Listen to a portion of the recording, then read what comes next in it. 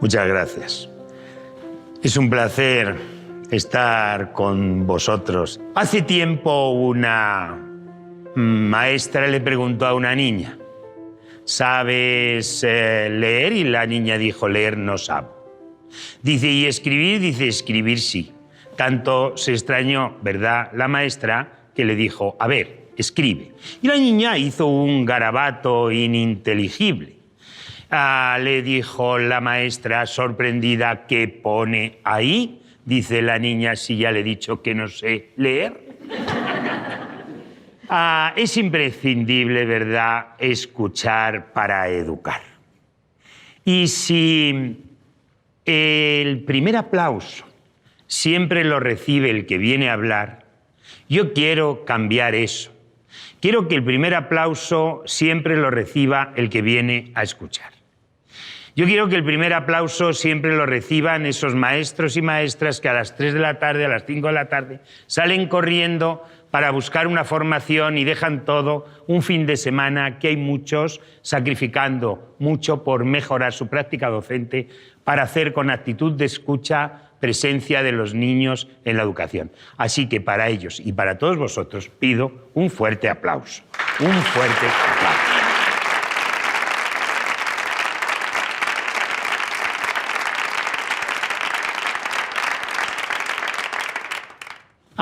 Me llamo José Antonio Fernández Bravo. El doctorado en Ciencias de la Educación me permitió, desde el año 2001, ser profesor universitario. Pero siempre me he sentido maestro.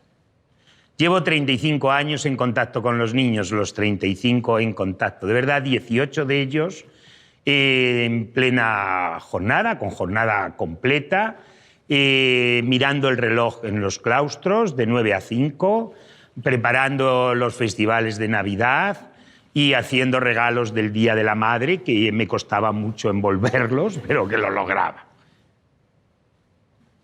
Desde siempre he estado convencido y sigo animado, ¿no?, por el convencimiento de que no hay aprendizaje donde no haya un desafío al querer conocer del que aprende. Me he dedicado a escuchar a los niños y la pregunta fundamental no es para mí cómo de bien realiza el niño la ficha que hace, sino cuánto de bien le hace al niño la ficha que realiza. Duermo poco, sueño mucho. Mis líneas de investigación, pues trabajar con el que enseña, el despertar para el que aprende, y mi proyecto de vida es construir la escuela que no existe para el alumno que no llega.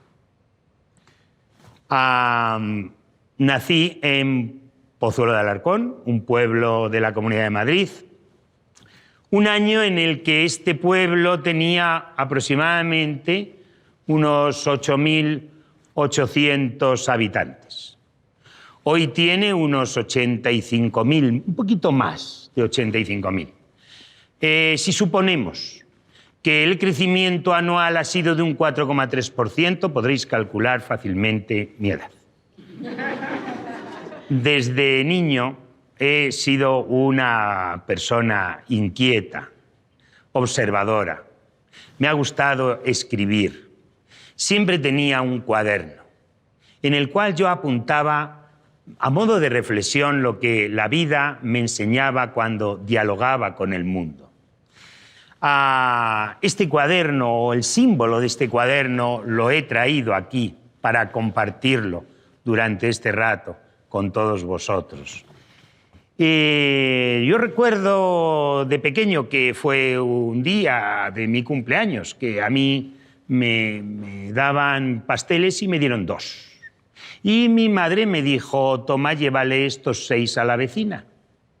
Y yo dije: no puede ser que la vecina se coma 6 y yo me coma 2 si es mi cumpleaños. Total, que yo era una persona bastante educada y reflexiva, y cogí la bandeja y se los di a la vecina. Al día siguiente ya le dijo la vecina a mi madre: gracias por los 2 pasteles que me trajiste.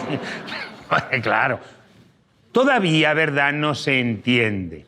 no se entiende el mirar del niño. Digamos que los maestros dedicamos parte de nuestra vida a hacer coincidir nuestra mirada con su mirada infantil. Siempre me perdía yo, nunca se perdían mis padres, pero esto sigue igual. Siempre se pierden los niños, nunca se pierden los padres. Tú te has dado cuenta de esto, ¿verdad? ¿Sabes qué anotaba yo en ese cuaderno? Anotaba que el que se pierde en la vida es el que no sigue a nada ni a nadie.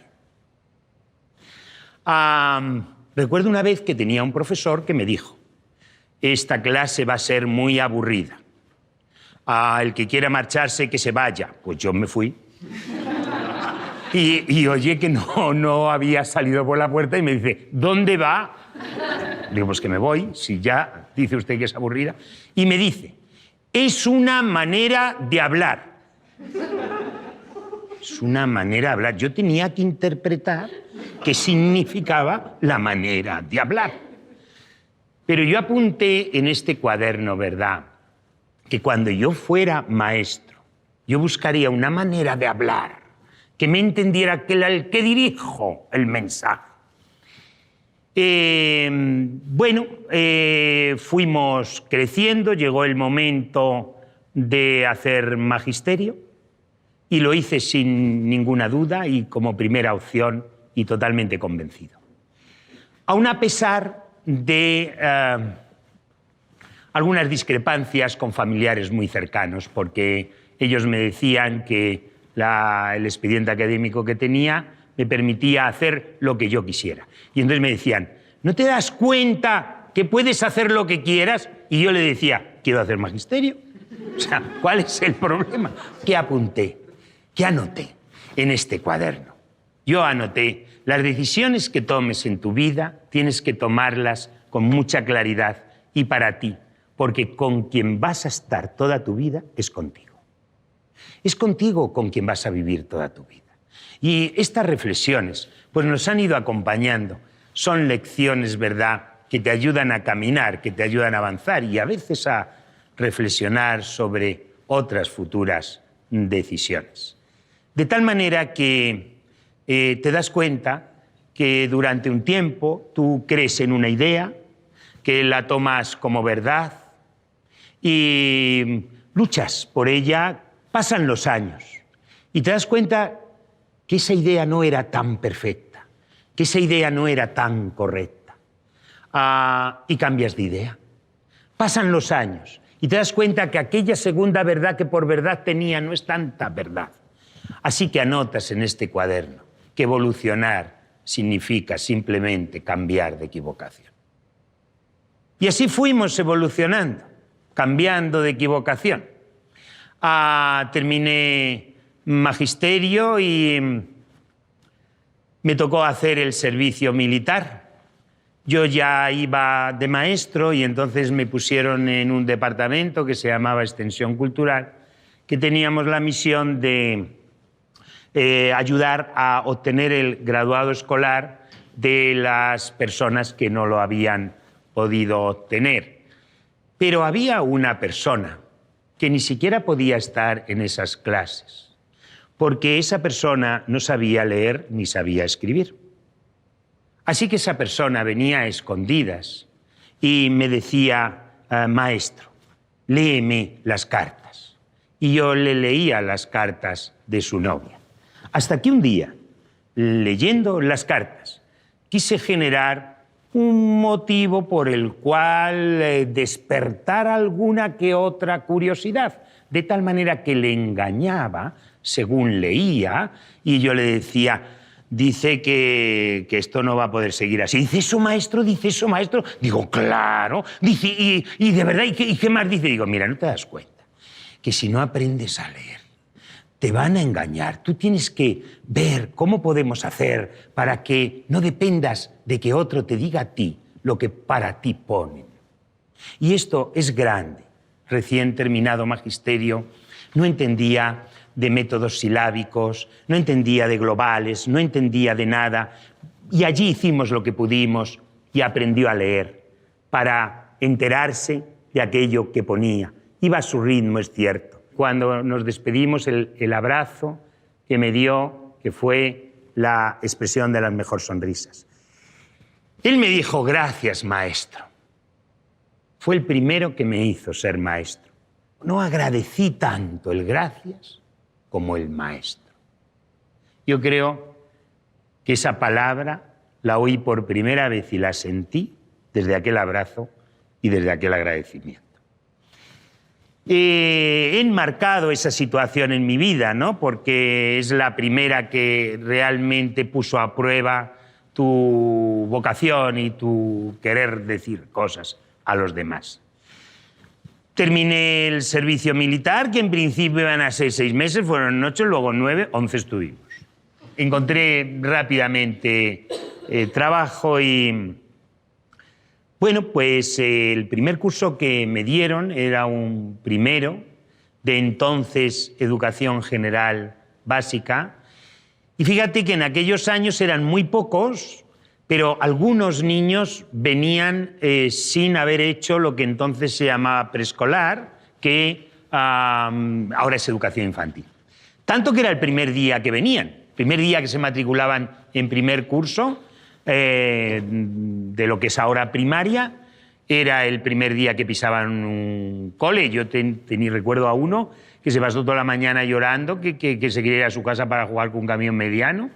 Y yo no sabía qué hacer porque mira qué experiencia tenías. En magisterio te acordabas de Vygotsky, de Piaget. Pero no recordabas que decía Piaget cuando jugaban con un camión mediano. Entonces, digo, pues nada, hacer lo que puedes, ¿no? Y recuerdo que cuando ya yo tenía más miedo que ellos, ya se sentaron, yo los veía muy pequeñitos, muy pequeños. Yo decía, Dios mío, entonces yo les hablaba muy tranquilamente y les dije, mirad, me llamo Antonio. Digo, ¿cómo les voy a decir? José Antonio. No, son tan pequeños. Estuve a punto de decir Toñín, pero digo, vamos a dejar las cosas, digo, para otro día esto. Bueno, pues yo les dije, mirad, me llamo Antonio. Este es un colegio de religiosas. Y los niños se me quedaban mirando así y no parpadeaban. Y yo dije, no han entendido lo de religiosas. Y entonces les dije, me llamo Antonio y este es un colegio de monjas, pero yo no soy monja. Todos rieron a carcajadas.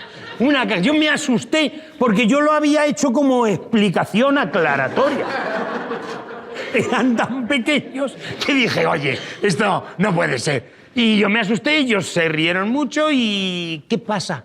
Pues mira, que ahí anoté una cosa grande también en el cuaderno. A la casualidad se convirtió en causalidad. Una casual, ¿verdad?, circunstancia se convierte en algo causal y los niños se acercan más a ti cuando les haces sonreír. Entonces ya noté que es verdad, ¿no?, que habrá que respetar quienes creen que se puede aprender del llorar. Pero creo que merece la pena dedicar la vida a hacerles sonreír. Bueno, circunstancias del entorno hicieron que tuviéramos que investigar sobre un material que se llamaba Números en Color. Y esa investigación, pues digamos que cambió mi vida, porque entré en contacto al escribir ese libro, ese primer libro que publicaría en 1989, Los Números en Color de Georges Cousinet, pues entré en contacto con una gran persona que se llamaba Alberto Eizpunme, siendo una de las personas que más didáctica y matemática podrían saber entonces en este país. Me dijo, yo de esto sé, pero hay otra persona que sabe muchísimo más en España y casi te voy a decir en el mundo. Yo, si quieres, te pongo en contacto con ella. Esta persona se llamaba Conchita Sánchez. Conchita Sánchez era experta de la UNESCO en ciencias exactas y física moderna y una persona sabia, sumamente sabia. Y claro, me puso en contacto con ella. Yo, pues al principio me dirigía con un respeto casi improcedente, porque más generaba un obstáculo que una cercanía, hasta que logramos e hicimos una amistad impresionante. Conchita me dijo: he hecho contigo lo que hacen los americanos en Cabo Cañaveral. Y yo le dije: ¿qué hacen los americanos en Cabo Cañaveral? Y ella me dijo: ponerte en órbita. Hubo un antes y un después de conocer a Conchita. A partir de entonces, todos los esfuerzos era dirigir el estudio para entender a los niños, para entenderles a ellos, no para que me entendieran a mí. Ya no era cuestión de quién me seguía a mí, sino de a quién podía seguir yo y cómo conseguirlo. Había que formarse muchísimo, porque había que preparar muy bien las clases, hasta que me di cuenta que la clase mejor preparada era aquella que te permitía abandonar precisamente lo que habías preparado. Y ahí la formación fue muy grande, por el respeto tan grande que tenemos que tener a aquellos a los que dirigimos nuestro trabajo, ¿no?, que son los niños.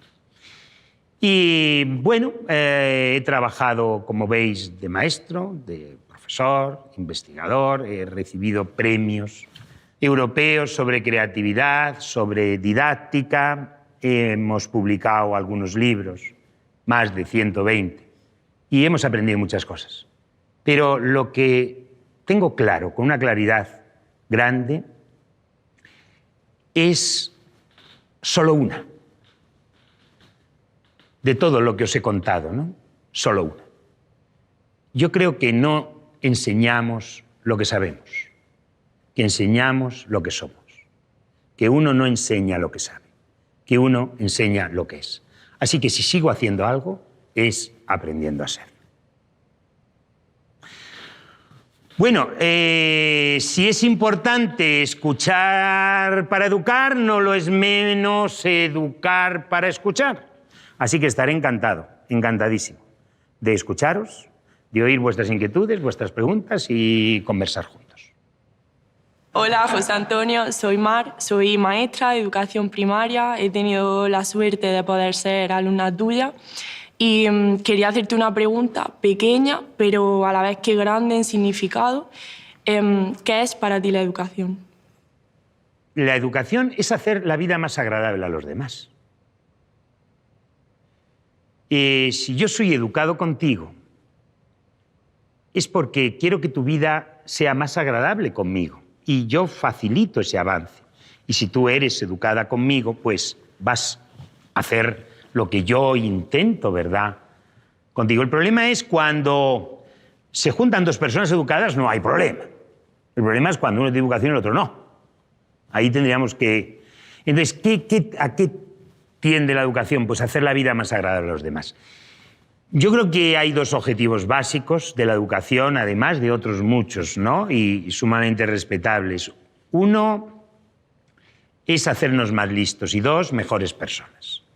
Esto no quita que, evidentemente, tengamos que tener en cuenta que la finalidad entonces tiene que ser el saber. Cuando se habla de saber, se intuye conceptos, ¿no?, el conceptualismo. Yo puedo hablar de un saber trabajar y necesito, por supuesto, del dominio de esos conceptos. Pero también hablo de un saber convivir, de un saber estar, de un saber sentir. Son los sentimientos que generamos en los niños los que deciden la actividad que le enamora. Yo hablo de ese saber, lo cual quiere decir que si la educación tiene una misión es cambiar el aprender a aprender por aprender a saber. El aprender a aprender está muy bien, pero es camino, ¿no? Es como si el tren no parara nunca. Y dice, oiga, yo quiero parar, yo quiero ver esta estación. Bueno, vamos a ver, está muy bien, es necesario, pero también habrá que encontrar el aprender a saber. Mirándolo de esta manera, ser más listos y mejores personas, la educación debería plantearse que las asignaturas no son fines en sí mismos. El lenguaje, la matemática, la biología, sino medios a partir de los cuales yo desarrollo a la persona. Lo importante es la persona. Esto no quiere decir que se sepa menos, todo lo contrario, se tiene que saber más y mejor. Lo que quiere decir es que si la matemática es el medio que a mí me va a permitir a convivir, a reconocer al otro mucho más, compartir con el otro, pues tendré que entender que establecer relaciones, jugar con las respuestas antes de escoger una de ellas, plantear distintas alternativas y ofrecer la oportunidad al otro de contrastarlas, forma parte de ese momento educativo. Además de enseñar las asignaturas a través de la vida real, hay que enseñar vida a través de las asignaturas. No es importante el concepto rectángulo, si te ha amargado la vida.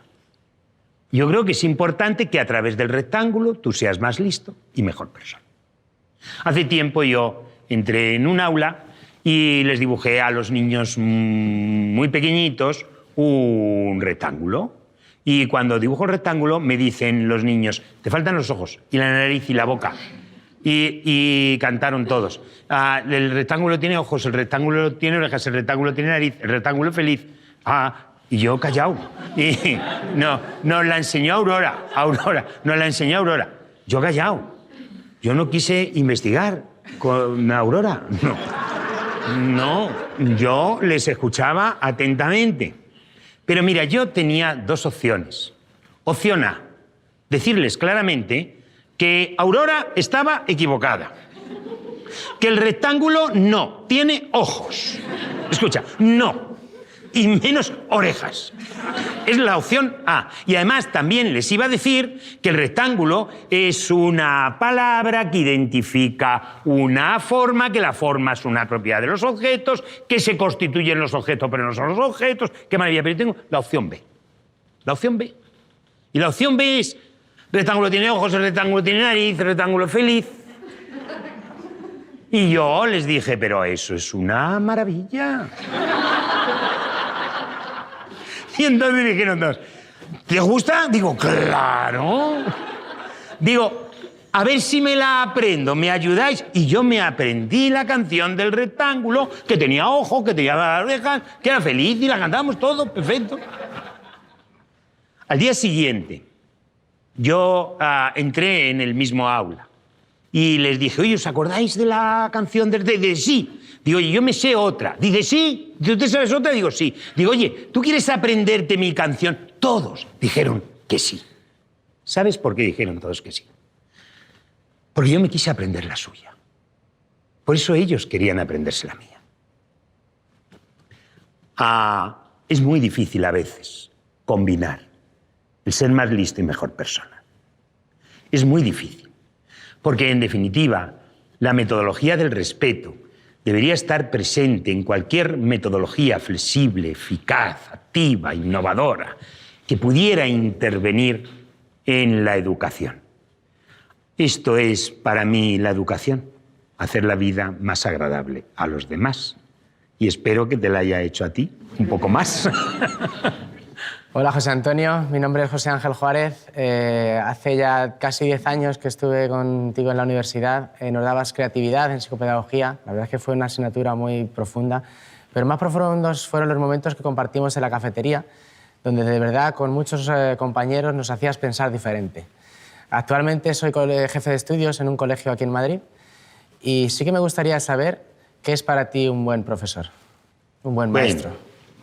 Bueno, lo primero yo te invitaría a que nos diéramos ese abrazo de reencuentro.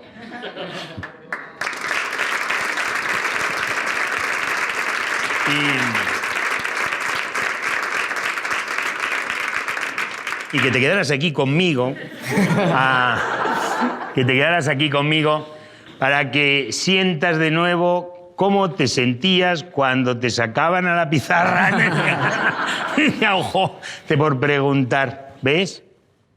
Tú has dicho algo muy bonito y te has referido a mí como una persona que te permitió compartir momentos agradables. Para mí un buen profesor es el que pone delante al niño. Para mí un buen profesor es el que permite entenderte para poder canalizar tu entendimiento. Para mí un buen profesor es el que enseña desde el cerebro del que aprende. Por eso, si a alguien hay que escuchar antes, es a ti. A un niño. Sí, sí. Pues mira, para mí precisamente ser un buen profesor es un poco ser niño, que es como más empatía podemos tener con ellos. Y una frase que has dicho tú hace un rato es: el que de verdad se preocupa porque ellos aprenden y no por enseñar. Sí. Un buen profesor la misión es enseñar, cuando a veces perdemos de vista, ¿no? Y yo aprovecho este verbo que a veces parece que nos da miedo. ¿Cuál es nuestra misión? Es enseñar. A mí cuando me preguntan, oye, ¿cómo se llama la persona que crea felicidad? Pues felicitador, no lo sé, pero jamás diré profesor. ¿Cómo se llama la persona que hace sentirse bien a todas horas? Pues sentidor, pero jamás diré profesor. Entonces yo digo profesor y decimos todos profesor, maestro, maestra. Cuando alguien nos pregunta, ¿cómo se llama el que enseña? Y yo creo que es algo básico, pero que es sustancial también. Es decir, somos profesores, somos maestros, somos maestras, porque nuestra misión, nuestra función, nuestra profesión es enseñar. Pero si enseñar es ante todo producir aprendizaje, yo no puedo definir ni decir qué es para mí un buen profesor mientras no se defina qué es un buen aprendizaje. Para muchos, un buen aprendizaje es terminar 5 divisiones en 10 minutos y todas correctas. Para otros es establecer relaciones, observar los números, ganar tiempo y plantear al menos 5 algoritmos diferentes para llegar al mismo resultado, estableciendo en la diversidad y en el... entonces, ¿qué es un buen aprendizaje? Y mientras no tengamos presente qué es un buen aprendizaje, no podemos tener presente qué es enseñar, porque enseñar es ante todo producir aprendizaje. De hecho, lo primero que tenemos que hacer es preguntarnos cómo se aprende para saber cómo se enseña, ¿no? Hoy hacemos muchos congresos sobre el perfil del maestro del siglo XXI, ¿no? Perfil del maestro del siglo XXI. Digo, ¿para qué hace usted el congreso entero? Digo, son dos cosas a tener en cuenta para ser maestro del siglo XXI, que es ser docente en el siglo XXI y estar vivo en el siglo XXI. ¿Por qué no hacemos congresos sobre el alumno del siglo XXI? Sobre el niño del siglo XXI. Dice, es como ser niño. Es como adaptar tu mirada a la mirada infantil. Es como acercarte a él un poco más. Nuestra misión, si es enseñar,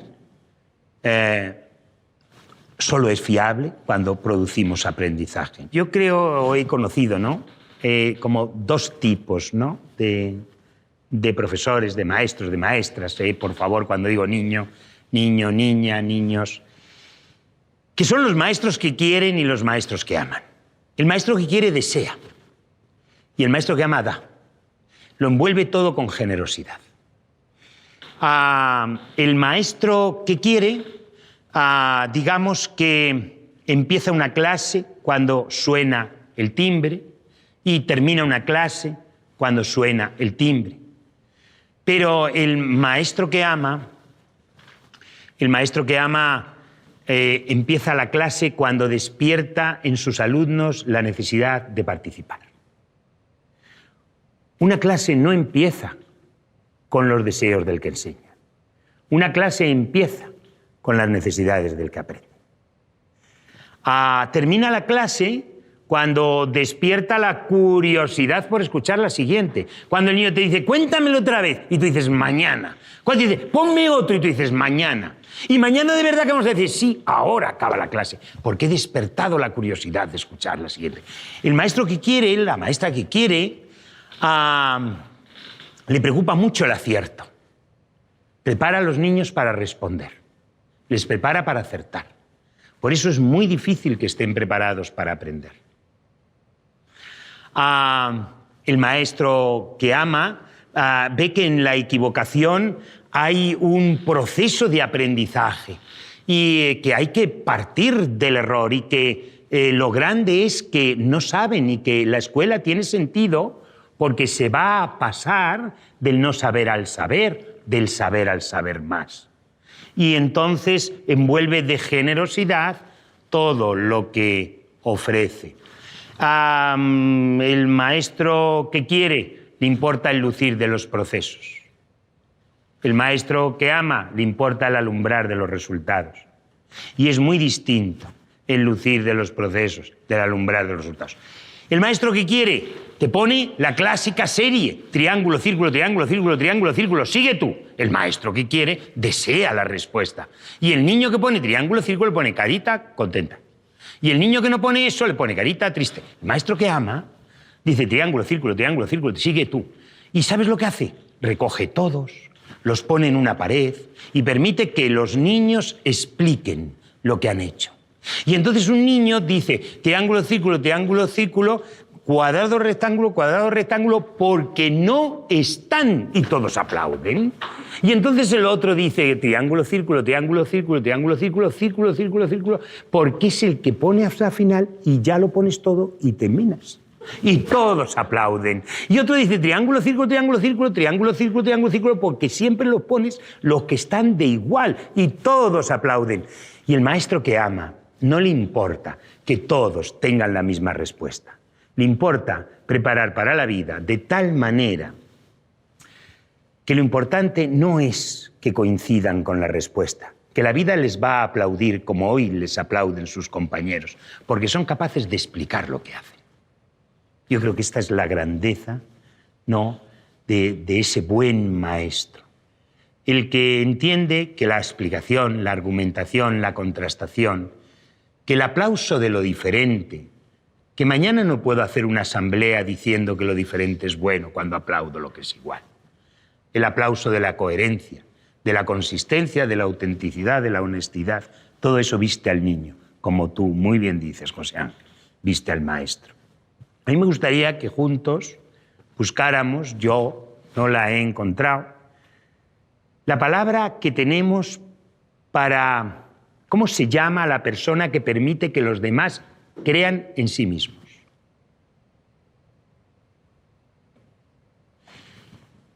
¿Cómo se llama a la persona que permite que los demás crean en sí mismos?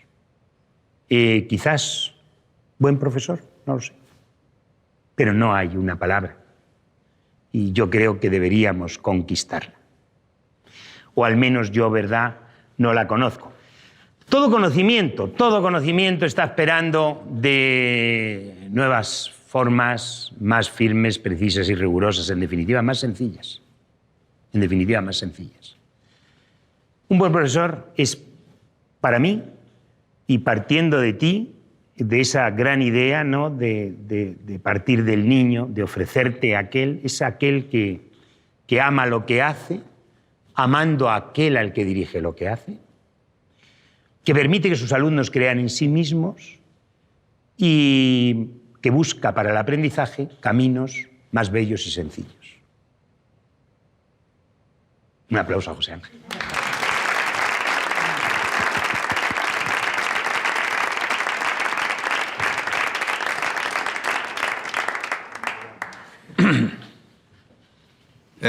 Soy profesor, como muchos de los que estamos aquí hoy compartiendo este momento contigo. Y comparto contigo esa inquietud y esa idea de que el profesor tiene que ser generoso y que en buena medida lo que recibe a cambio le ayuda a ser todavía más generoso. Seguro que los niños y las niñas que has tenido como alumnos han aprendido mucho de ti. Pero ¿y tú qué has aprendido de ellos? Bueno, yo lo que he aprendido de ellos es a ser maestro. Fueron los niños los que me enseñaron a enseñar. Yo recuerdo que le pregunté una vez a un niño, si tienes 3 caramelos, ¿te puedes comer 5? Y él me dijo, no. Yo le dije, muy bien, tesoro, ¿por qué? Me dice, porque vomito. ¿Sabes qué hice yo? Que busqué su foto rápidamente y puse no razona. No razona.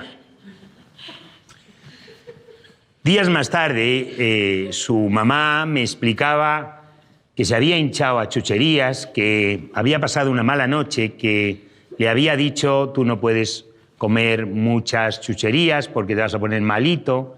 Y entonces yo caí que quizás sí razonaba. Que cuando yo le decía si te puedes comer, si teniendo 3 te puedes comer 5, él pensó 3 sí, pero 5 no, porque 5 son muchos. Si me como muchos, entonces me pongo malito. Yo no quiero ponerme malito, luego no, porque vomito. ¿Qué anotas en este cuaderno? Lo que anotas es que muchas veces decimos que no razonan, porque desconocemos la causa por la cual se expresan. Y yo creo que las respuestas que obtenemos no coincidan con las que esperamos no significa en modo alguno que no razone, ¿no? Sino simplemente que hay discrepancia entre lo que nosotros deseamos y lo que obtenemos. Eso lo he aprendido de los niños. Recuerdo una vez que yo tenía que enseñarles a pensar algo para que distinguieran entre el objeto como realidad y la representación del objeto. Entonces yo dibujaba fatal y se me ocurrió coger una lámina de un plátano, ¿no? Y yo preparaba esto muy bien en mi casa por la tarde y decía, les voy a enseñar la lámina del plátano y les voy a decir, ¿qué veis? Y entonces ellos van a decir, un plátano. Y entonces yo diré, coméroslo. Y ellos me van a decir, no se puede porque está dibujado. Y yo ahí entraré en una canalización perfecta para, ¿verdad?, distinguir el objeto real de su representación. Mi clase está perfectamente preparada. Así que cuando llegué al día siguiente, a las 9 de la mañana, yo iba encantado, contentísimo. Saqué mi lámina del plátano y les dije, ¿qué veis? Todos, un plátano. Digo, vamos bien, vamos según el guión. Y les dije, coméroslo. Y todos empezaron, ñam, ñam, ñam. Y mira, yo me quedé así. Y yo le dije, ¿está rico? Y uno dijo, sí, está muy rico. Y otro ya dice, mi abuelo dice que comer mucho. Dice, mi abuelo va a venir a vivir con nosotros. Y ya nos hablamos. El tema ya no es el plátano, ni la representación. El tema es el abuelo. El abuelo. Así que, ¿qué aprendí? Pues aprendí, y también es bueno anotarlo, a imaginar respuestas que jamás antes hubiera podido sospechar. Aprendí a enseñar desde el cerebro del que aprende, con esas posibles respuestas. Una vez les dije, dime 3 frutas. Y me dice uno, 3 melocotones. Y digo, vamos a ver, que te he dicho 3 frutas, porque uno, oye, también tiene carácter. Y él me dice, 3 melocotones son 3 frutas. Digo, pero 3 frutas, tesoro de fruta, un melocotón, una fruta. Otra, y ya están siempre los que te siguen, ¿sabes? Y ya se lo van diciendo. Bueno, pues logramos que las 3 frutas fueran melocotón, pera y plátano, por ejemplo. Fíjate que a los 2 días venía en el libro este problema. En una cesta hay 3 melocotones y 2 peras. ¿Cuántas frutas hay? Me dice el niño, 2. Y yo dije, vamos a ver, que lleva razón, que una de 2, o la he liado yo antes, o la ha liado él ahora. Pero esto tiene que aclararse. Así que aprendí a enseñar desde el cerebro del que aprende. Aprendí a adaptar mi mirada a su mirada infantil. En otra ocasión, yo recuerdo que les decía, además hacía mucho, me decía, mirad, estoy entre las cortinas y entre la pizarra, estoy entre lo que fuera, ¿no?, la papelera, estoy entre la cristalera. Y entonces yo les decía a los niños, ¿sí, habéis entendido? Todos decían que sí siempre. Y dije, a ver, Roberto, ponte entre Marta y Azucena. Y entonces Roberto se quedó quieto en su sitio, de pie, y hizo esto. Y yo le miraba y yo le decía, pero claro, me enseñaron a escuchar. Pero escuchar es preguntarse por qué dicen lo que dicen, por qué hacen lo que hacen. Yo creo que académicamente el método científico ha recogido la palabra escuchar y le ha puesto un sinónimo que es investigar. Y en definitiva, si nos damos cuenta, lo que hace cualquier investigador es escuchar. Es escuchar. Es contar con el otro. Es ver qué te dice el otro o lo otro con lo que puedes contar. Yo creo que también tenemos que escuchar, ¿no? En educación y cada vez más. Así que yo pensé, claro, él hace esto, porque a mí me ve hacer esto entre. Así que yo, como entras en bucle porque tienes que terminar el tema, es que lo tienes que terminar, es que no hay otra, es que es martes y el miércoles empiezas otro, ¿sabes? Pues puse una papelera, un paraguas, un balón, y entonces yo me pongo aquí, donde está el paraguas, el balón, y les digo, a ver, ¿qué ves aquí? Un paraguas, un balón, una papelera. ¿Dónde estoy yo? Digo, vamos a ver si lo ven ya. Y me dicen, en el suelo. Sí, es verdad que estoy en el suelo. O sea, te hacen pensar. Te hacen pensar que quizás el adulto sea un niño empobrecido. Así que yo sigo en mi manera de programar y de invitarles a que en definitiva digan lo que yo quiero oír. Sí, en el suelo, pero también, dice uno, con nosotros. Decía, pero es que no va a terminar el tema. Digo, sí, tesoro, con nosotros, con vosotros, en el suelo. Pero, ¿dónde estoy? Dice uno, con Dios. Digo, se acabó. Se acabó el tema. Así que sacaron todo lo que había que hacer. Yo con pintura de dedo más o menos les ayudé. Como yo tenía padres muy preocupados por cuánto pesaban las carpetas en Navidad, eché mucha pintura de dedo. Y bueno, pues ya en otro momento, ¿qué me enseñaron los niños? Todo. Me enseñaron que no existe método de enseñanza superior a la capacidad de aprendizaje de la mente humana. Me enseñaron que cuando mi método falla, cuando lo que yo tengo planeado no llega a producir el aprendizaje deseado, no puedo decir que, digamos, el que tiene dificultades es el niño que me mira. Tengo que plantear en modificar el método que llevo.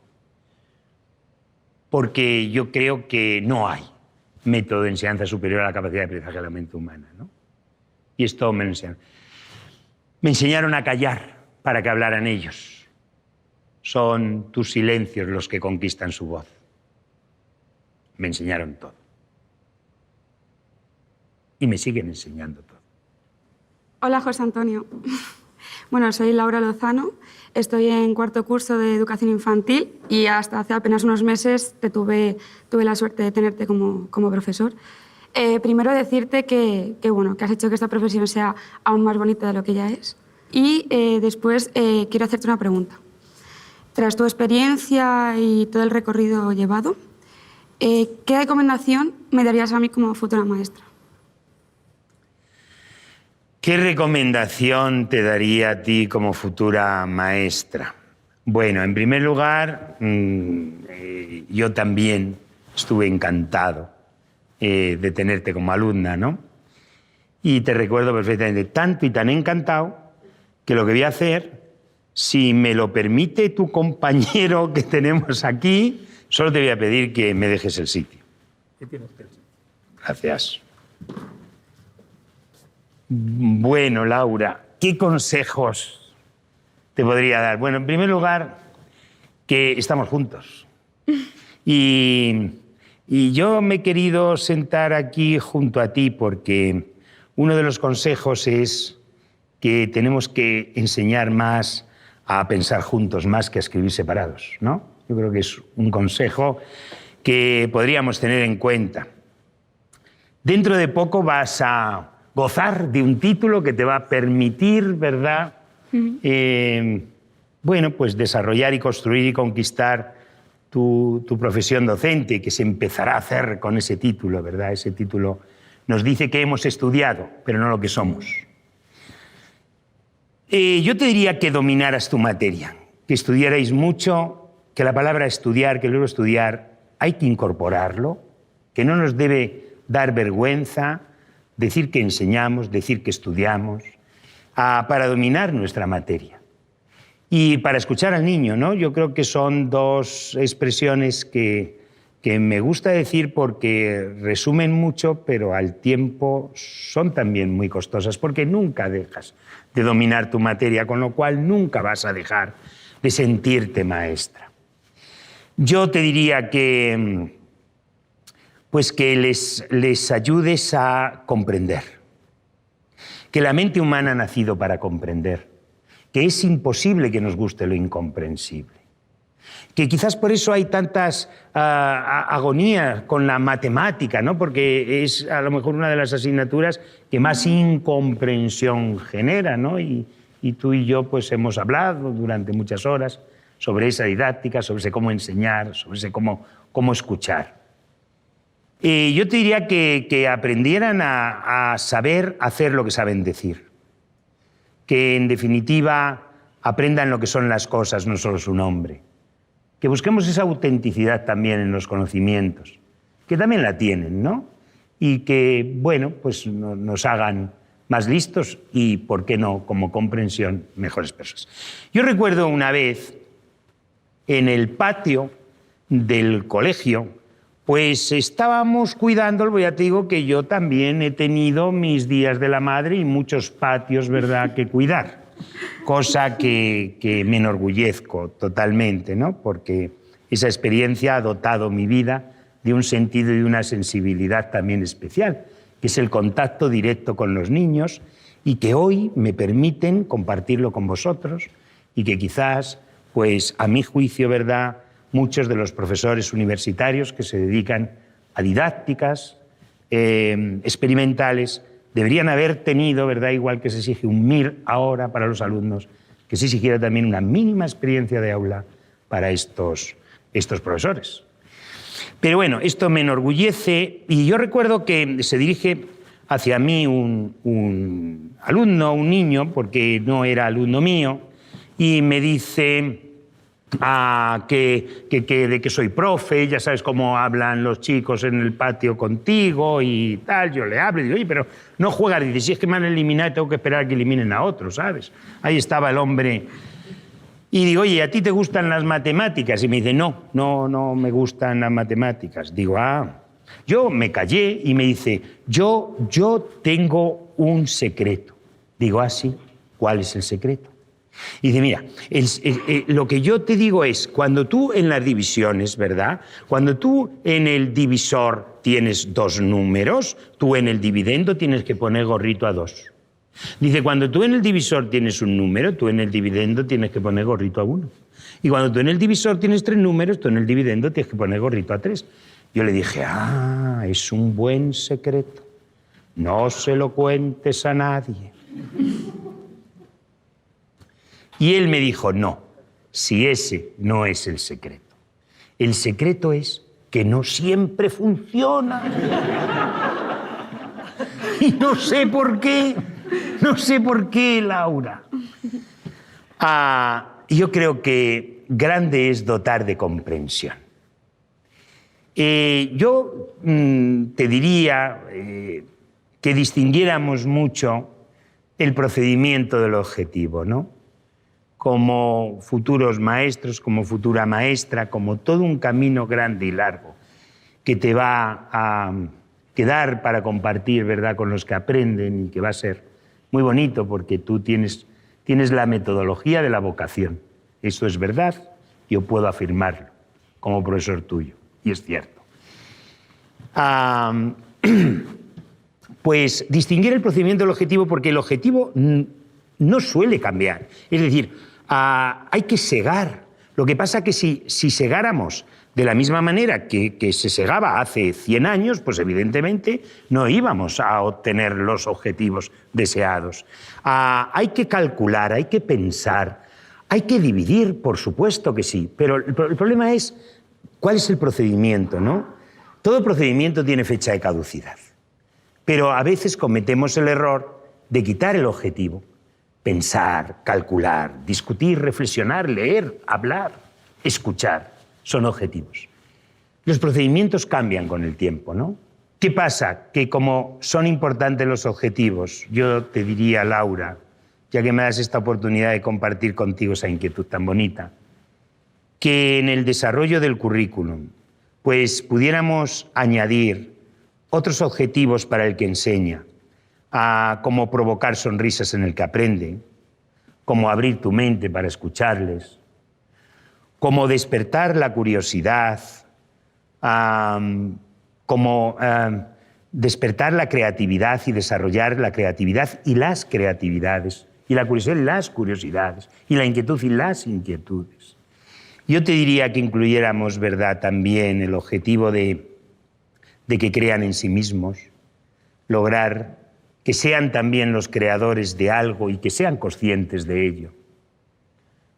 Yo te diría que incluyéramos el objetivo de permitir que participen con el mundo y que dialoguen con el universo utilizando la claridad, el empeño, el trabajo y el amor. Después de todo lo que ya has hablado, decirte que es verdad que siempre es el mismo objetivo, no el mismo procedimiento, pero sí que son las mismas personas las que te hacen ver que realmente vale la pena luchar por ser un buen maestro. Gracias.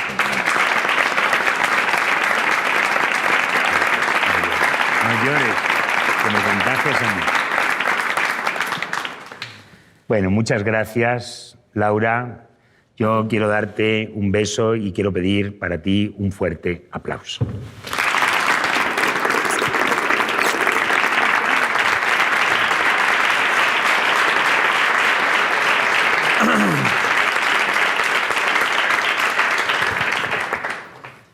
Hola, José Antonio.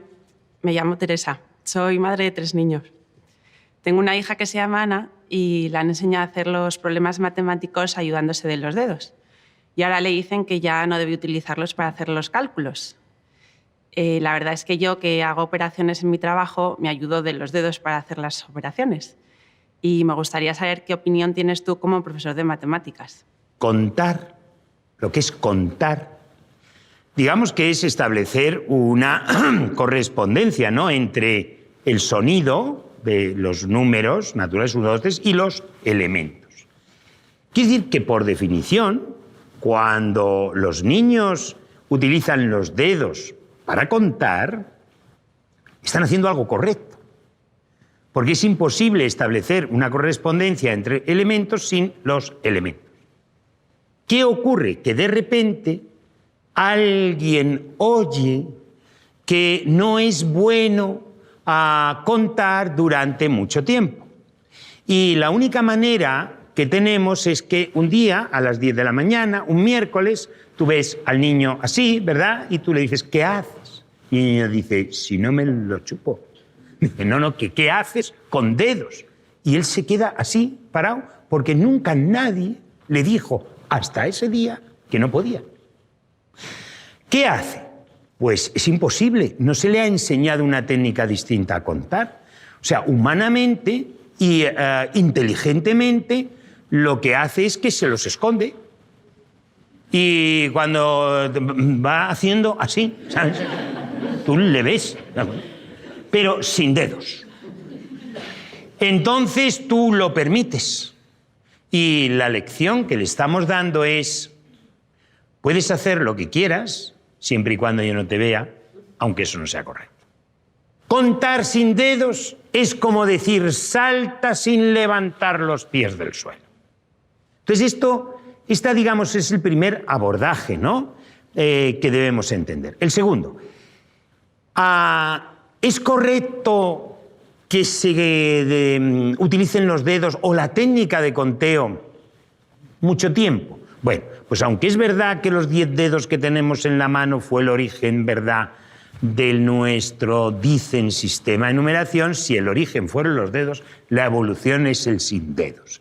Significa que hay que poner a disposición del alumno pues, mecanismos para establecer relaciones, para entender propiedades y relaciones, para comprender lo que es una equivalencia, una composición, una descomposición, ¿no? Entonces, ir preparando la mente, porque sí que es cierto que cuanto más tiempo permanezca el niño, ¿no? El cerebro del niño, la actividad cerebral en la etapa de conteo, va a ser peor para el desarrollo de su pensamiento numérico y matemático. Pero simplemente por las relaciones que evitamos que se establezcan y vemos que es imposible desarrollar todo a través del conteo. Entonces empiezan a multiplicar, empiezan a dividir ya números bastante serios, 5, 6, 7 cifras, y es imposible mantener eso con el conteo. Yo te diría que es imposible contar sin dedos, así que es lógico lo que tú haces, es lógico lo que hace tu hija, pero también te diría que hay propiedades y relaciones muy respetadas por la matemática que conviene cuanto antes hacer también uso de ellas. Hay una anécdota de un matemático árabe que se llamaba Al-Khwarizmi, al cual debemos las palabras de algoritmo y álgebra y guarismo. Contaba, le preguntaron una vez cuánto vale una persona. Y entonces él dijo, una persona, si tiene ética, vale 1. Dice, si además tiene propiedades, se le añade un 0, vale 10. Si además tiene familia, se le añade otro 0, vale 100. Si además su familia tiene propiedades, se le añade otro 0, 1000. Y así fue justificando 10.000, 100.000, 1.000.000. Pero dijo, pero si pierde la ética, se queda en nada. Hay que enseñar a contar para establecer relaciones donde sea un medio que me permita a mí desarrollo integral de la persona. Los números mejoran nuestra vida, no la empeoran. Hola, José Antonio. Me llamo Víctor. Nos conocemos desde hace ya muchos años y siempre quería hacerte una pregunta. Si un tren sale de Madrid a las 9:30 y otro de Barcelona a las 10:30 y los dos son a 120 km/h, ¿cuándo se cruzarán? Fuera de bromas, la pregunta es, ¿qué le dirías a estos chicos que se enfrentan a este tipo de problemas a lo largo de su vida en la escuela con cierto temor y con cierto pánico? Lo primero es identificar qué es un problema, ¿no? ¿Qué es un problema? Cuando hablamos de problemas, de matemáticas, resolución de problemas.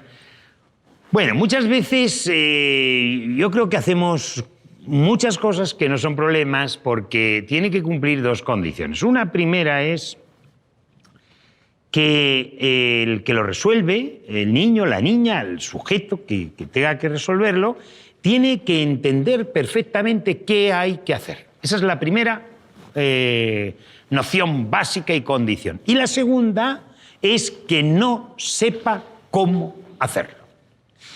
Muchas veces ni siquiera se da esta. Muchas veces ni siquiera entienden qué hacer. Con lo cual no estamos, digamos, en condiciones para valorar su pensamiento, su desarrollo de estrategia, ¿no? Como es muy importante entender lo que hay que hacer, muchas veces, oye, el guiñol, el teatro, ¿qué te parece? Fabuloso siempre y cuando respondamos al qué hacer. Muchos de nosotros decimos que la comprensión lectora es una de las variables importantísimas para la resolución de problemas.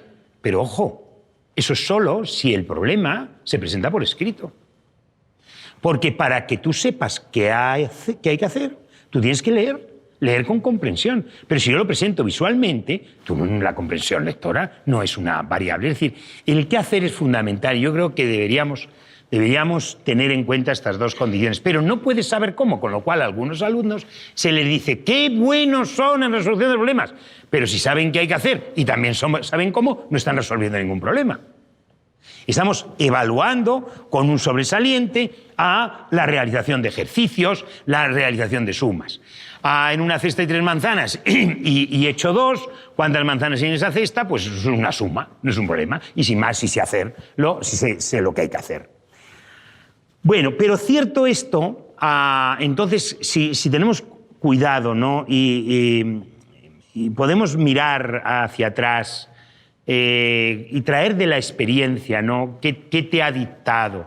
¿Qué te ha dictado el aula o las situaciones en las resolución de problemas? Yo podría decir que tendríamos que tener mucho cuidado en ese que. Mira, hay planteamientos, por ejemplo, que dicen, una madre tiene 35 años y su hijo tiene 8. ¿Cuántos años tienen entre los dos? Y yo digo, ¿quién tiene 43? Si la madre tiene 35, si el hijo tiene 8, ¿por qué usted pregunta cuántos tienen entre los dos?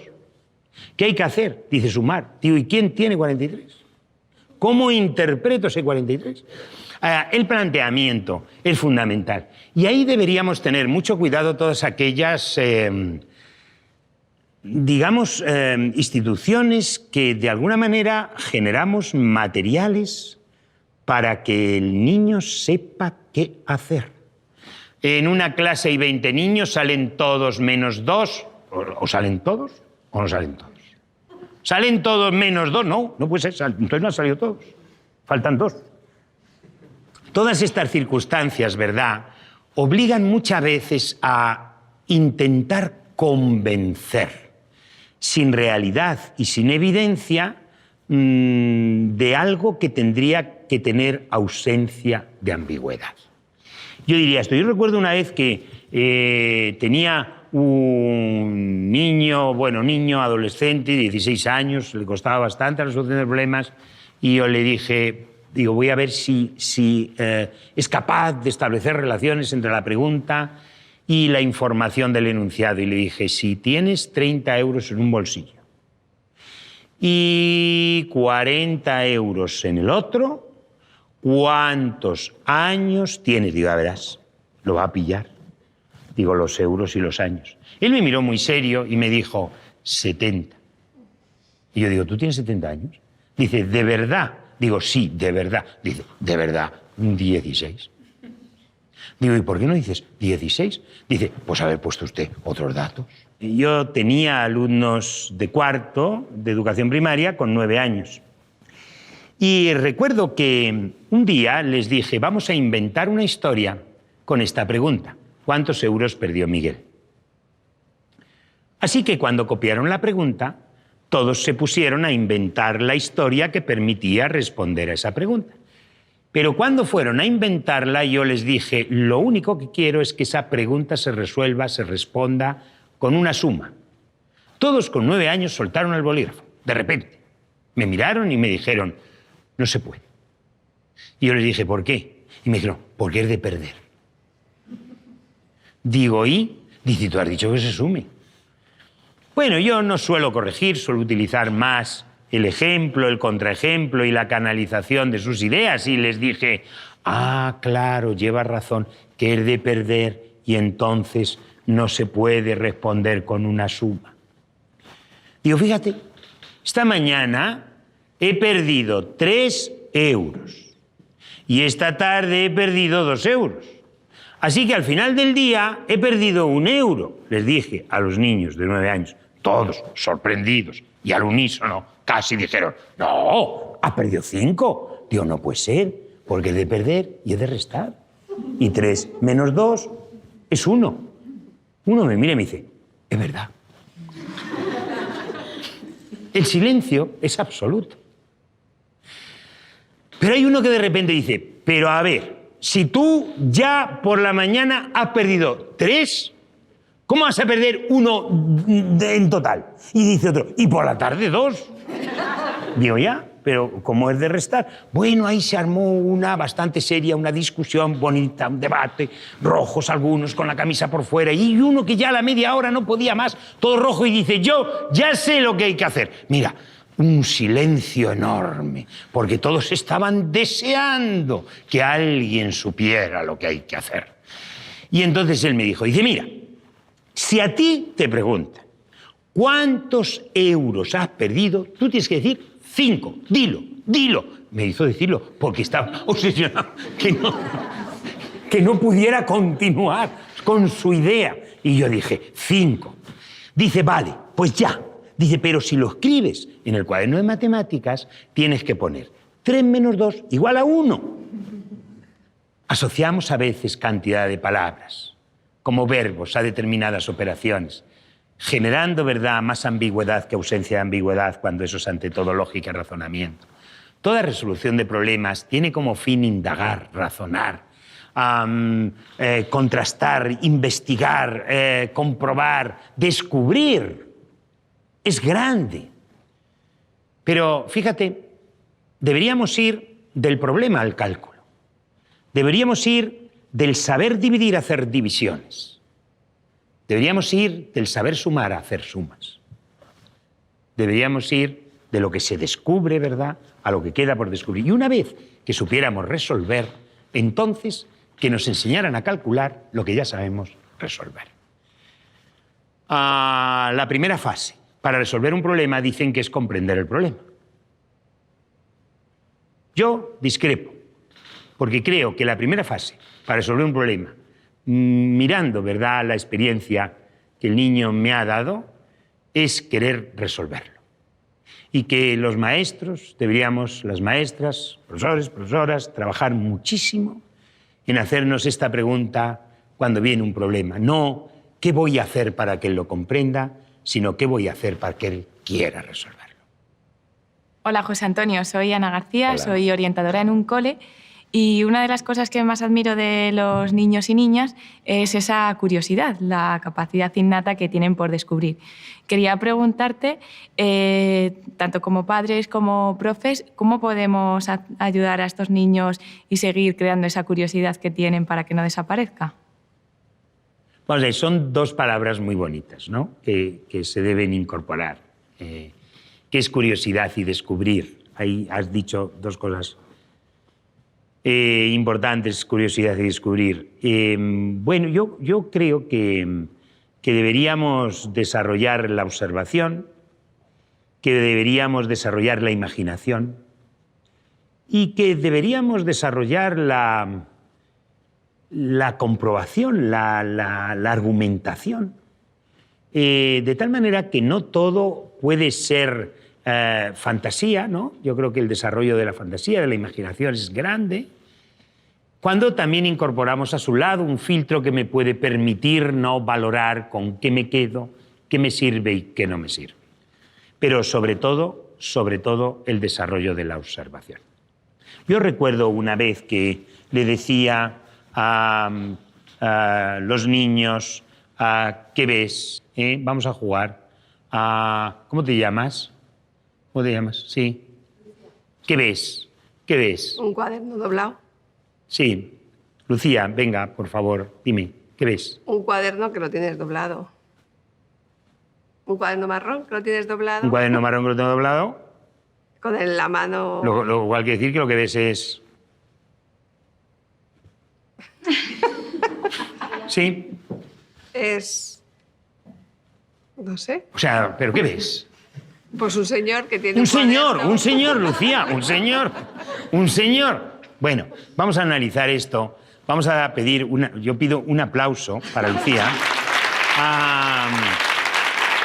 Y vamos a analizarlo, ¿no? Y ahí respondería a tu pregunta del desarrollo de la observación. ¿Qué debemos hacer, no? Lo importante es, y por eso he pedido un aplauso para ella, es que parece ser que yo he logrado que me diga lo que yo quiero que vea.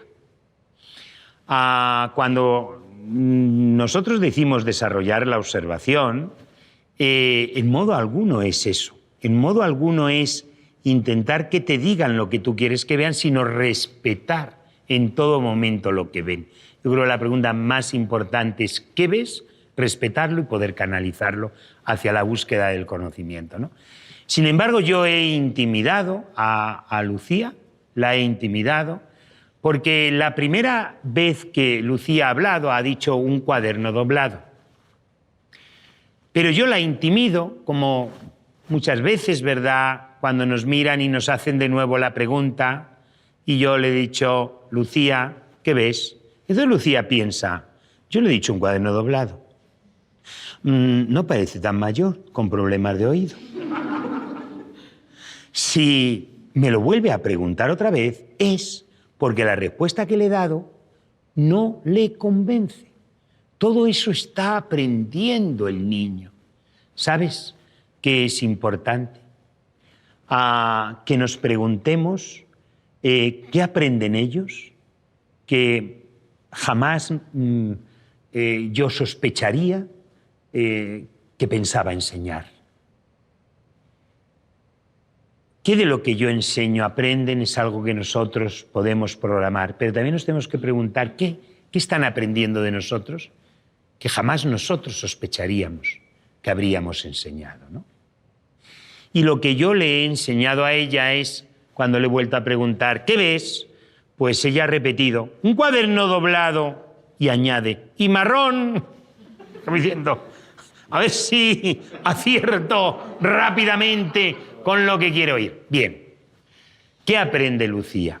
A partir de ahora, lo que Lucía aprende es, cuando me pregunten lo que veo, no debo decir lo que veo, tengo que adivinar lo que él quiere que vea. En este momento, la observación ha quedado totalmente anulada. A desarrollar la observación es respetar lo que él ve, aunque tú no lo veas. Y si no, no le preguntes qué ves. Pregúntale, a ver quién adivina lo que veo yo. Y entonces podremos hacer coincidir lo que ellos esperan. Entonces, el desarrollo de la observación es simplemente dejar ver, atender a su mirada, permitir que se expresen con lo que dicen sus sentidos, su experiencia, con lo que dice incluso su carácter. Los hay tímidos, los hay espontáneos, los hay atrevidos, los hay no sé, pues todo eso debemos respetarlo, pero ojo, debemos respetar desde lo que son el desarrollo de lo que ven, ¿no? La primera respuesta que un niño da siempre es por razonamiento. La segunda es adivinación. Si perdemos la primera, estamos perdiendo el razonamiento del niño y no podremos canalizarle. Porque a partir de la segunda pregunta, Lucía se ha sentido intimidada y empieza a adivinar. A dejar que digan lo que ves. No podemos destruir su imaginación. Hoy sabemos que los ratones emiten melodías imperceptibles al oído humano y hemos mirado muchas veces a los ojos de los niños y las niñas para decirles, los ratones solo cantan en los dibujos animados. Hoy sabemos que por el sonido de las células podemos saber si están correctas, incorrectas, si tienen alguna, dificultad que pudiéramos nosotros. Ese sonido es el que lo dice, pero hoy decimos, no, solo hablan. Solo hablan los humanos, los animales no hablan, las vacas no son rosas, las tejas son siempre de color marrón. ¿Qué hay que hacer y cómo hacerlo? No podemos desarrollar ni su observación ni su imaginación. La verdad no está en la mirada del profesor, de la profesora, en cómo abre los ojos o cómo repite de nuevo la pregunta que quiere obtener la respuesta deseada. La mirada está en buscar juntos el conocimiento, en conquistarlo. En entender que la prueba es la que nos va a dar verdad, la fotografía de la verdad o de la falsedad, no los ojos del maestro, no las respuestas del maestro. Yo diría que para desarrollar la curiosidad y el descubrimiento habría que evitar el bien y el mal. No podríamos corregir. Deberíamos canalizar las respuestas mediante ejemplos y contraejemplos, con la formulación de preguntas, cambiar la afirmación y la información por la interrogación y la duda, a plantear retos y desafíos que nos obliguen a decir tu prueba. José Antonio, un placer estar aquí contigo. Mi nombre es Rubén Iduriaga. Tengo la suerte de haber compartido muchos momentos contigo y me quedo con una frase tuya, muy tuya, ¿no? Y además que intento llevar a cabo en todo lo que hago, es el sé feliz. Lo intento, y además que creo que funciona. No sé si compartirás conmigo la idea de que es fácil enseñar a los niños que aprenden de manera sencilla y, bueno, sin problemas, ¿no? Pero qué difícil es enfrentarnos a la enseñanza cuando tenemos niños con dificultades o incluso con altas capacidades, ¿no? ¿Qué piensas sobre este tema, ¿no? El tema de la adaptación de nuestro profesorado a esa circunstancia? Lo grande que tiene un maestro es que no elige a quién enseña, ¿no? Y yo creo que este es un profesional, el que no elige a quién, sino el que acepta lo que tiene. Y cierto es que efectivamente, bueno, pues parece ser que existen de altas y bajas capacidades. Bueno, yo lo primero que quiero es que identifiquemos con criterios claros qué son bajas capacidades, ¿no? Porque a veces el creer que no llegan o que les cuesta porque no me siguen es de bajas capacidades. Yo me he visto a muchos niños, yo les decía, si en una cesta hay, yo qué sé, 3 peras y en otra cesta hay 4 peras, ¿dónde hay más peras? Y me decían, en el árbol. Si yo le digo, es de baja capacidad porque no responde a lo que yo quiero que responda, porque quizás soy un maestro que quiere y en definitiva envuelvo, ¿no?, con los deseos, ¿no?, de la respuesta, pues a veces también es cierto, y tú también lo sabes muy bien, que el diagnóstico es fundamental, ¿no? Entonces yo pienso que cuando una persona habla, los demás interpretan y en la diversidad de interpretación hay una riqueza intelectual muy importante que la escuela tiene que considerar y aportar criterios claros que diagnostiquen perfectamente para identificar. Escuchar es preguntarse por qué hacen lo que hacen, por qué dicen lo que dicen. Esa es una mirada, ¿no? La otra mirada es que es cierto, por supuesto, que existen dificultades de aprendizaje, no podemos negarlas. Y existe una palabra que decimos discapacidades, ¿no? Bajas capacidades o discapacidades. Yo creo que habría que cambiar la palabra discapacidades por capacidades desconocidas. Yo creo que hay que trabajar mucho profesionalmente por conocerlas, que hay muchas personas entregadas a esas capacidades desconocidas para encontrar respuestas y conocerlas mucho mejor. Y que entonces esas madres, esos padres, esos maestros y esas maestras que trabajan con esas capacidades desconocidas pudieran compartir con todos el mismo lema. Y si les enseñáramos a que de alguna manera nos levantáramos todos, se levantaran todos cada día diciendo, yo no quiero ser mejor que nadie, solo quiero ser mejor que yo, estoy convencido de que todos lo lograríamos. El problema es cuando nos empezamos a comparar. Y yo creo que no hay nada más grande que decir, yo no quiero ser mejor que nadie, solo quiero cada día ser mejor que yo. Pero lo quiero hacer contigo y contigo y contigo, con lo que he vivido, con lo que me has enseñado, con lo que he compartido. Han sufrido muchos padres y muchas madres intentando que determinados niños multiplicaran sin saber sumar o dividieran sin saber. No, cada día voy a ser mejor que yo. Y también lo va a hacer este. Este está todavía ya con ecuaciones y cada día va a ser mejor, porque a través de la ecuación va a compartir, cada día quiero ser mejor que yo. ¿Sabes? Tanto error se comete. Cuando se exige a un niño más de lo que puede alcanzar, como cuando se le priva de aquello que puede conseguir. Y hay que asegurar muchos genios que tenemos en nuestras aulas también. Muchos. Hola, José Antonio. Soy José, soy profesor también, como tantos otros que estamos aquí. En toda tu labor docente has dicho que son 35 años, me parece, de maestro, de profesor.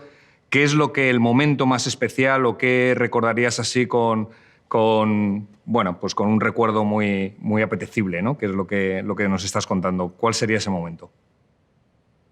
Yo diría que todos aquellos en los que de alguna manera me he sentido junto al niño. Cuando estás en el patio y el niño se acerca y te tira de la chaqueta y te dice, ¿vas a estar con nosotros este año? ¿No vas a dar algo este curso? ¿Te vamos a tener algún año en...? Estos son los grandes, te están diciendo, fue una suerte un día la de tenernos, ¿no? Te están diciendo, quiero estar contigo. Yo iba a visitar muchos coles donde realizábamos algunas investigaciones y recuerdo una vez que bajaba a educación infantil porque me encantaba un niño que me tenía enamorado con unos mofletes, la camisa por fuera, los mocos siempre por fuera. Hacía así, no pasaba nada, ¿sabes? Tú ya te acostumbrabas y me tenía enamorado. Yo hablaba con todos, por supuesto.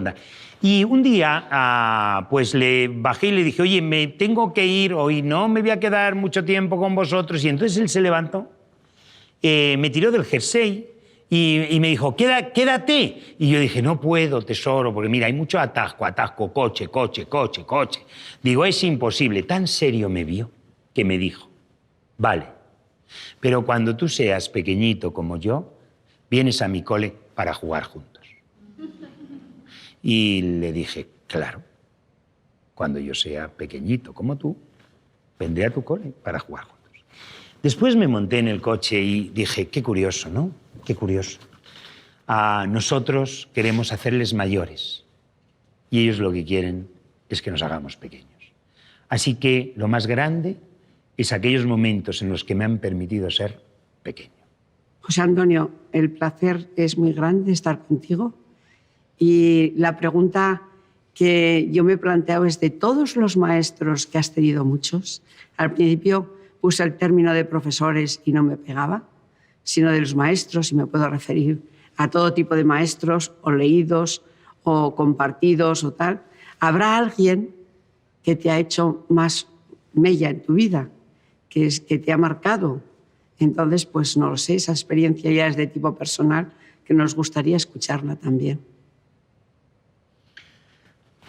Lola, muchas gracias por invitar, ¿verdad?, a los maestros, ¿no?, y hacerles un sitio junto a los niños. Y esta es tu pregunta.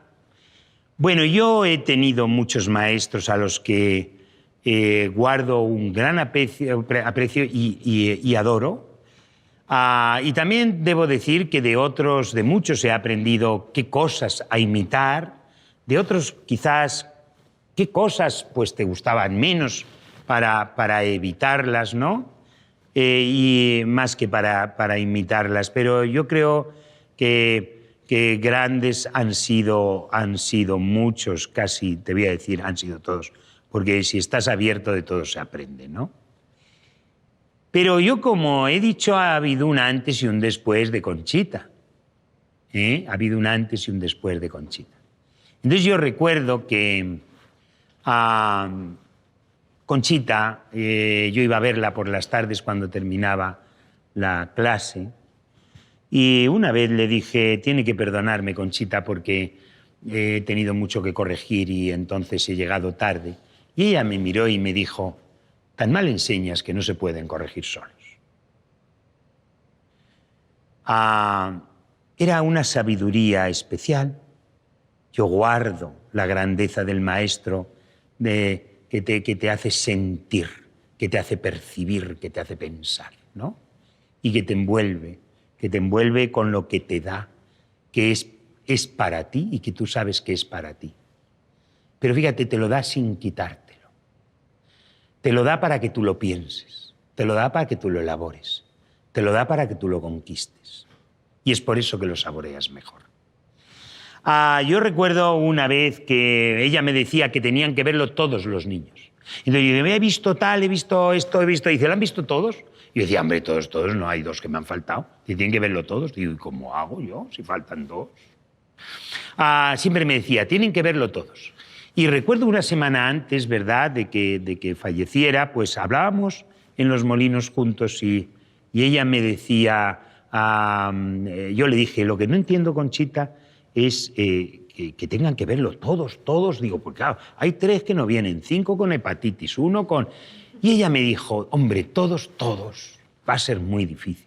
Y entonces yo dije, pero si lleva mucho tiempo diciéndome que todos, ¿qué pasa? Y me dijo, si yo te hubiera dicho que todos no, te hubieras conformado con que 5 no lo vieran. El próximo año te conformarías con que 10 no lo vieran y terminarías pasando de tema cuando lo ve uno. Lucha por todos siempre. Ten un reto como profesional entendiendo que todos son tus alumnos. Los que no vienen, los que no pueden asistir, los que tuvieron hepatitis, no tanto porque lo consigas, sino porque tengas la intención de conseguirlo y de no parar de luchar hasta entender que puede haber una posible respuesta para ello. Era el año 1990 cuando yo di mi primer curso en ciudad escolar, en la carretera de Colmenar, y vino conmigo. Vino conmigo porque íbamos a hacerlo a medias. Era un curso de 24 horas, ella iba a hablar, yo iba a hablar, y cuando vino conmigo, Conchita se sentó en la primera fila, pero de los que asistían. Y me miraba. Y yo decía, pues que esta señora no sale. Y no salió. Yo tuve que más o menos apañarme para pasar ese trago, ese trance, que fue terrible. Ella decía, yo quiero verte. Había una humildad enorme, una grandeza enorme.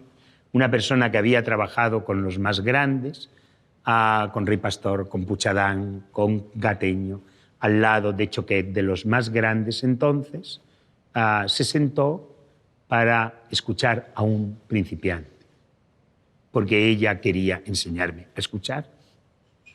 Ella era de una madera especial, ¿no? Cuando yo terminé de hablar, yo ya había cogido mucho, no sé, había calentado un poco, había pasado esos momentos de nervios y terminó aquello y yo me sentí orgulloso de lo que había conseguido y le dije, Conchita, ¿qué le parece? Tenemos que ver potencias, tenemos que ver visibilidad, tenemos que ver... Y ella me dijo, una sola vez, nunca jamás me lo volvió a repetir y nunca jamás se me ha olvidado. Si lo que dices, lo dices sin orgullo ni altanería, deja de ser expresión para convertirse en fuerza. Yo estaba muy preocupado de lo que tenía que decir y ella estaba muy preocupada de cómo lo decía.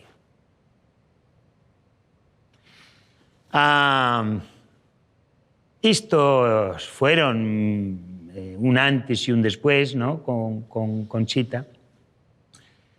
Recuerdo una vez que yo le dije, ¿qué Conchita, qué tiene para las simetrías? ¿Qué tiene para las simetrías que me toca? Y ella me decía, ¿quieres café? Y decía, sí, sí. De lo de las simetrías digo que ¿lo quieres de Colombia o de San Salvador? ¿Lo tengo San Salvador? Digo, San Salvador, pues da igual, de San Salvador. Digo yo de la simetría porque tengo que ver... Dice, el de San Salvador es más fuerte. Bueno, yo ya me di cuenta que no quería decirme nada de las simetrías. Así que al cabo de los días yo llegué y le dije, ya he hecho lo de las simetrías y lo he hecho así, así, así y tal. Y me dice, ¿cómo lo has hecho así? Y fíjate, sin levantarse del sitio, ella alzó la mano y cogió una carpeta que tenía preparada de un estante.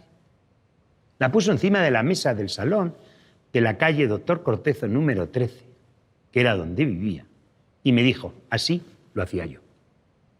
Y yo le dije, hombre, Conchita, ¿y cómo no me lo ha dicho? Y me dice, no, ahora estamos en igualdad de condiciones. Tú me dices cómo lo has hecho tú y yo te digo cómo lo he hecho yo. Si yo te hubiera dicho cómo lo he hecho yo, tú nunca habrías descubierto cómo lo harías tú.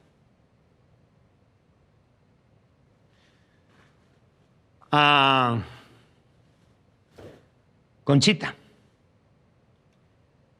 Pero, ¿qué puedo decir de mis otros maestros? Pues fíjate, que guardo el recuerdo de que no he conocido nunca un maestro que tenga malas intenciones. Del mismo modo que no he conocido un niño que tenga malas intenciones. No he conocido un niño que cuando le presentes un triángulo el niño piense y tú le preguntes ¿qué forma tiene esta figura? El niño piense es un triángulo, pero para que se enerve su espíritu voy a decir un cuadrado. No he conocido niños así. Tampoco he conocido profesores, profesoras, maestros o maestras que desde lo más hondo de su preparación, de su espíritu, de su corazón, quieran hacerlo mal, ¿no? No he conocido a personas que se presenten ante un alumno, ante un grupo de alumnos, diciendo, yo sé enseñar mejor, yo sé hacerlo mucho mejor. tengo preparadas muchas cosas que no os voy a dar, para que no lo entendáis, para que no lo comprendáis, para que tal, lo voy a hacer de esta manera, jamás. Yo creo que hay que empezar por valorar esa intención y agradecer siempre a nuestros maestros desde lo que aprendimos, lo que nos enseñaron, a todos. Hola, José Antonio, soy María Ángeles Díaz.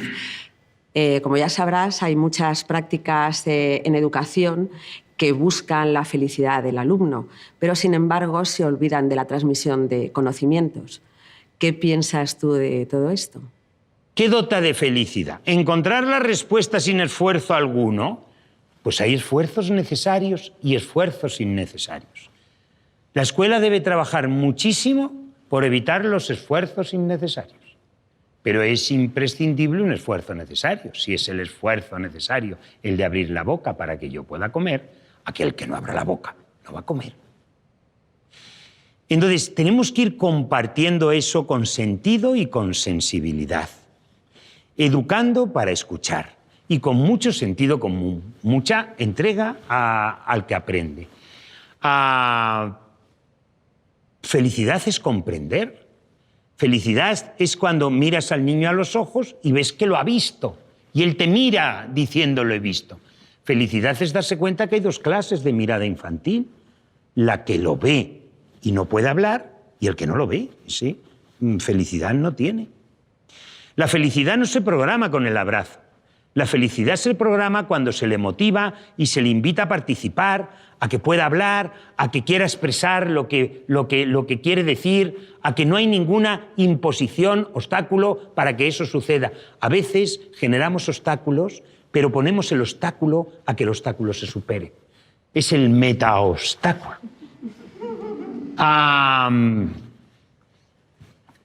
Un niño no sabe hacer torres y se pone a hacer las torres y se le caen. Y el abuelo hace la torre, y otra torre, y otra torre, y otra torre. Y entonces el abuelo dice, mira, tesoro, ¿ves cómo la hace el abuelo? Mira el yayo que viene a hacer las torres. ¿Sabes lo que hace el niño? Las tira, las estropea, las destroza. Y le dice al abuelo, otra torre, abuelo. Y el abuelo, cansado, hace otra torre. ¿Sabes lo que hace el niño? La tira, la destroza. Pero llega un momento en el que el niño aprende a hacer torres por sí solo. ¿Sabes lo que hace con esa torre? No la toca nadie. Ahí se queda, hasta que vengan sus padres. Dice el abuelo que hay que quitarlas para poner en la mesa. Dice, no, que ni hablar. Que se queda ahí, que mañana hacemos otra, que ya sabes. Que no, que la tienen que ver. ¿Sabes por qué? Porque ser protagonista de verdad también genera felicidad. Nuestra misión no es la de hacerles felices.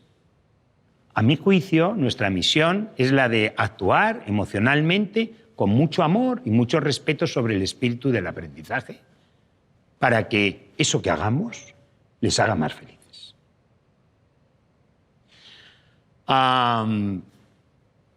Hace tiempo yo les decía, 13 más 27, y decía uno, 18, y yo le decía, ¿no te das cuenta que no puede ser 18 porque ya tienes 27? Oye, yo me aprendí de memoria eso. Y yo creí que les hacía más felices que yo os lo dijera, ¿sabes? Hasta que un día, cuando le decía a uno, ¿no te das cuenta? Y oye, me quedé así. Porque me di cuenta que si se hubiera dado cuenta, no lo hubiera hecho así. Hay que entender que felicidad no provoca en el otro lo que a mí me provoca. Que felicidad es un camino a recorrer, es algo que hay que conquistar y que es fundamental hacerlo juntos, ¿no? Y brindar la posibilidad de ello. ¿Por qué no se transmiten conocimientos? No, yo creo que la adquisición de conocimientos y el aprender, el querer saber, el aplicar correctamente lo que se sabe, ya dota de una felicidad implícita. ¿Por qué vamos a prescindir de felicidad porque adquirimos bien los conocimientos? Yo creo todo lo contrario. Yo creo que aprender Cuando aprendes, cuando comprendes y cuando entiendes, te sientes muy feliz. Cuando no te sientes feliz es cuando tienes que memorizar algo que nunca jamás entendiste, que nunca jamás comprendiste y que no sabes por qué, porque no parte ni de tus inquietudes ni de tus intereses. Porque en definitiva no lo han hecho de ti para ti o no han dotado de sentido aquello que se está haciendo. Recuerdo una vez había que hacer el cero, había que trabajar el tema del cero, ¿verdad? Y entonces la profesora, yo estaba realizando una observación, era muy joven y estaba allí mirando y la profesora pintó un cero muy grande en el suelo, un cero muy grande, y los niños cantaban el cero redondo, redondo es el cero, lo quiero con esmero, como mola el cero, pues los niños cantaban el cero lo quiero. Luego hicieron de plastilina, pues todos de plastilina, sin mezclar. Yo me asusté porque no sé por qué no se podía mezclar la plastilina. Luego ya me enteré de que se estropeaba y los niños quitaban las pintitas naranjas, dejaban el cero verde, luego lo pintaban, luego lo punzaban toda la tarde con el cero perfecto, el cero perfecto. Bueno, pues los niños se quieran llevar su cero de plastilina, ¿por qué no se van a llevar? Oye, son felices.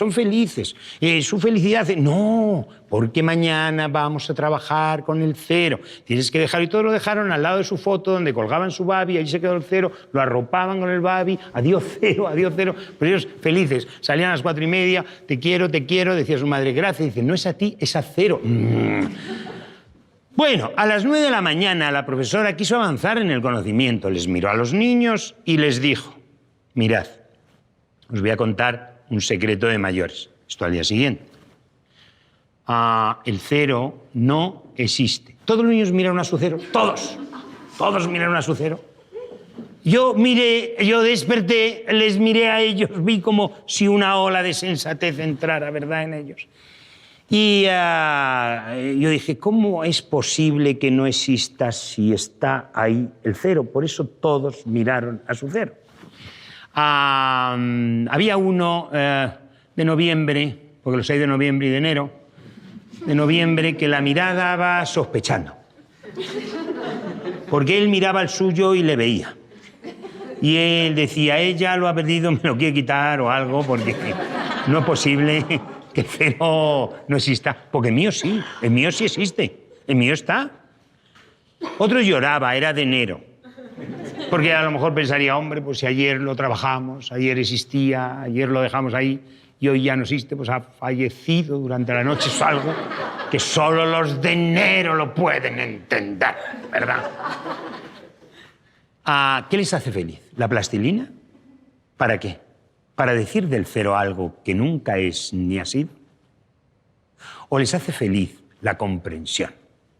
La disposición a poder generar ideas juntos, a entablar conversaciones con diálogo interior, a poder compartirlas para decir tu prueba. Tenía yo un alumno que me miró un día y me dijo, yo tengo un problema y yo me lo estudio todo y cuando pienso en otra cosa se me olvida. Y yo, por ejemplo, dice mi mamá, a cenar, salchichas, y ya pienso en las salchichas y se me ha olvidado lo que he estudiado. Así que le dije, bueno, verás, vamos a hacer una cosa. Tú te vas a coger una caja. La caja tiene que estar vacía. Digo, y tiene que tener tapa. Digo, tú en la caja, cuando ya te lo sepas muy bien, tú se lo dices a la caja y lo tapas. Digo, ya verás cómo puedes pensar en las patatas fritas y en otra cosa. Digo, que ya no se te olvida. De verdad, me digo, de verdad. Oye, al día siguiente viene con una caja. Y había que preguntar, pues yo le pregunté. Y había cosas que fallaban ahí un poco, ¿verdad? Y yo, pues no recuerdo qué era, pero supongamos que pudieran ser, ¿verdad? Las tablas, y decía 7 por 10, 7 por 10, dice, ¿veis? Si es que yo lo he metido en la caja, digo, espera, a ver qué han metido en la caja. Digo, aquí pone 21. Sí, eso era, ¿qué tal? Bueno, poco a poco, con esta ayuda, pues lo conseguimos. Lo conseguimos y empezó a creer en sí mismo. Porque la caja le ayudó a creer en sí mismo. Pero lo que más le ayudó a creer en sí mismo es que yo creyera en él. Que yo creyera que era verdad, que se lo estudiaba y que se lo olvidaba cuando pensaba en otras cosas. Cuando pasó los cursos, me miraba, coincidíamos y me decía, tú sabes que todavía me imagino una caja en la que cuando estudio guardo todo eso y tapo. Tan bien resultó esto que quise hacerlo uso propio otro año y le dije a todos los de un curso al año siguiente, cuando fuera, mirad, yo os voy a contar una cosa, es buenísima. Cuando tengáis que estudiar, lo metéis todo en una cajita, lo tapáis y así, tal. Al día siguiente había uno con una caja vacía, abierta, encima de la mesa. Yo paso por allí y digo, ¿qué haces? Dice, lo de la caja que dijiste para decirlo. Digo, muy bien, tesoro, muy bien. Digo, ¿y por qué la tienes aquí encima? Y a ver, dice, porque así todo lo que tú dices se mete dentro. Dice, yo la tapo rápido. Dice, no me lo tengo que estudiar. ¿Sabes? Mira, el primero consiguió la magia de la ilusión. Yo en el primero desperté ilusión y fue magia. Fue mágica esa ilusión. El segundo lo que hizo es la ilusión de la magia. ¿Cómo me mola que exista una caja mágica? Yo, si pudiera ser mago, cambiaría la ilusión de la magia por la magia de la ilusión. Creo que la mejor opción para la vida es invertir en ilusión. He trabajado siempre por proyectos. Cada niño es su proyecto de vida, distinguiendo la realidad del tú que es de la del yo que quiero que sea. Yo creo que lo que nos mantiene, utilizamos lo que utilizamos, ¿no? para vivir es lo que está descubierto, pero lo que nos mantiene vivos es lo que queda por descubrir. Por eso es la conquista la que viste de gala el resultado. Durante todo este tiempo he estado aquí con un cuaderno. Este cuaderno está en blanco, pero este cuaderno representa muchas cosas. Por estar en blanco representa novedad. La lección más novedosa es aquella que en su contenido respeta educar la admiración, ¿no? Educar la admiración. Y yo os lo quiero regalar y se lo quiero regalar a todos aquellos que de alguna manera pueden pensar que las aprendizaje y servicio, que el Flipped Classroom, que las metodologías innovadoras, que las metodologías activas, que lo que yo digo, que lo que dice otro, se ajuste a una sola pregunta. ¿Qué de lo que yo he dicho te sirve a ti para ser tú? Y esto es lo que me encantaría que escribierais. ¿Qué de lo que yo he dicho te sirve a ti para ser tú? Ojalá que este haya sido uno de esos encuentros que los adultos tenemos de vez en cuando con el niño, con la niña que llevamos dentro. Y si así ha sido, pues mi deseo de que siga siendo, gracias muchas por escuchar.